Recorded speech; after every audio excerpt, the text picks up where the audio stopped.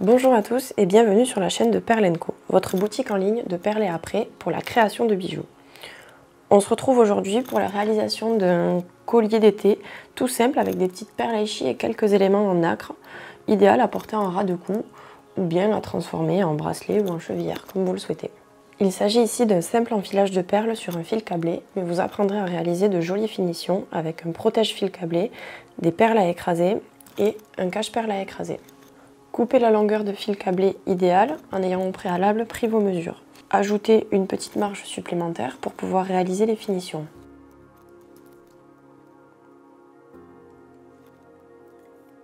Ce type de finition peut être réalisé sur n'importe quel type de projet, que ce soit un collier, un bracelet ou une chevillère par exemple. Donc on va réaliser les finitions d'un premier côté, celui avec la chaînette d'extension, et une fois qu'on aura enfilé l'intégralité des perles, on réalisera le côté avec le fermoir. Donc c'est parti.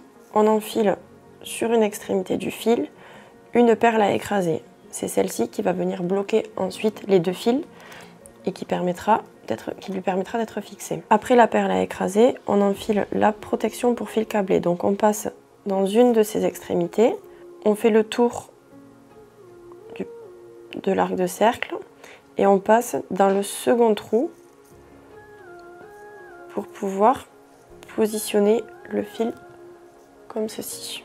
Avant de repasser dans la perle à écraser, on va insérer le fil dans le premier maillon de la chaînette d'extension. Elle va venir se positionner au-dessus de la protection pour fil câblé. La protection pour fil câblé évite l'usure du câble afin qu'il ne cède pas avec le temps. Ensuite, vous passez l'extrémité de fil câblé dans la même perle à écraser que vous avez enfilée au tout départ.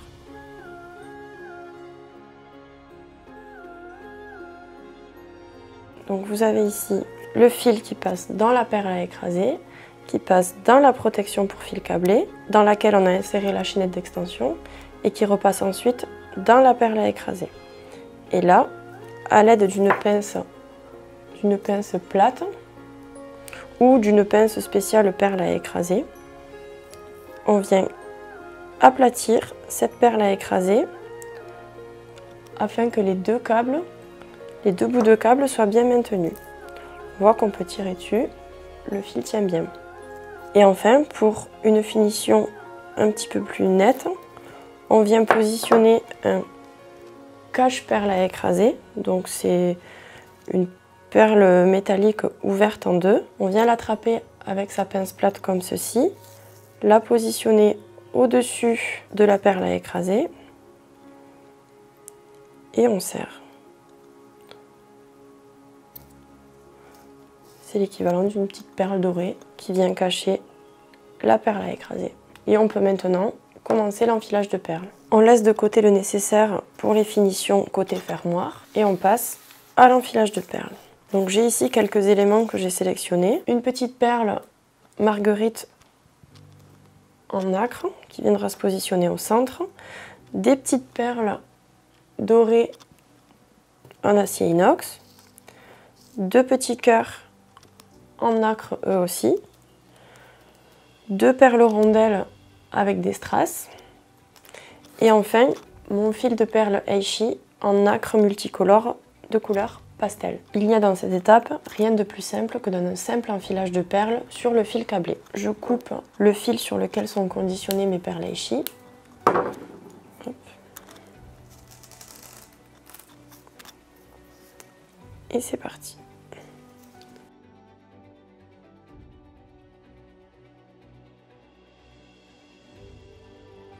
Je ne souhaite pas réaliser de motifs particuliers avec les couleurs. Je les laisse en mélange telles qu'elles le sont sur le fil. Lorsque vous enfilez vos premières perles, veillez à faire passer, lorsque cela est possible, le petit bout de fil câblé restant dans plusieurs des premières perles pour le cacher. Hop, comme ceci. Et poursuivez l'enfilage.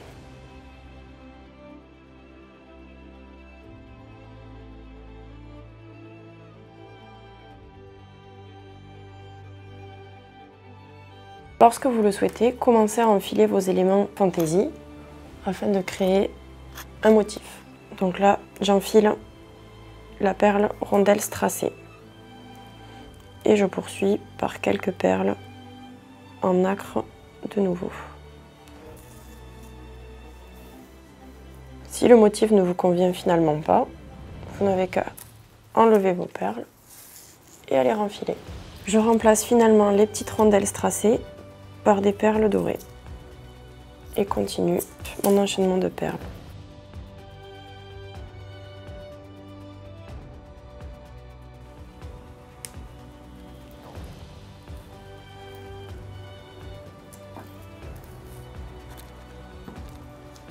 Donc là, j'ai enfilé le second cœur dans le sens opposé au premier pour créer une symétrie.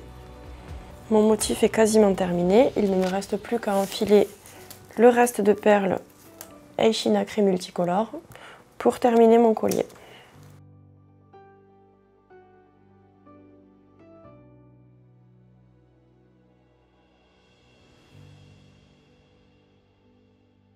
Une fois que votre enfilage de perles est terminé, on passe aux finitions côté fermoir. Donc, comme à l'étape précédente, on enfile une perle à écraser, on fait le tour de la protection pour fil câblé. Cette fois-ci, on ne peut pas insérer directement l'anneau du fermoir dans la protection pour fil câblé, donc on va venir le positionner dans un second temps à l'aide d'un anneau. On passe le fil câblé à l'intérieur et on tire pour rapprocher la fermeture des perles.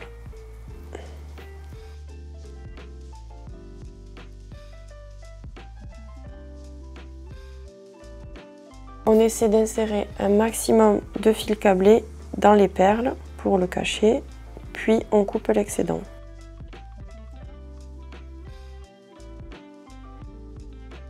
On vient appuyer sur la perle à écraser. Le fil est bien bloqué. On peut couper l'excédent de fil câblé à l'aide d'une pince coupante. On vient positionner le cache-perle à écraser au-dessus, comme ceci. Et on vient maintenant positionner le fermoir à l'aide d'un anneau ouvert et de nos pinces. Donc on bascule chaque extrémité de l'anneau d'un côté. On y passe l'anneau du fermoir et on vient le relier à la protection pour fil câblé avant de refermer l'anneau dans le sens inverse dans lequel on l'a ouvert. Votre collier est maintenant terminé. D'un côté, vous avez la chaînette d'extension qui vous permettra d'ajuster la longueur du collier si besoin, et de l'autre, le fermoir.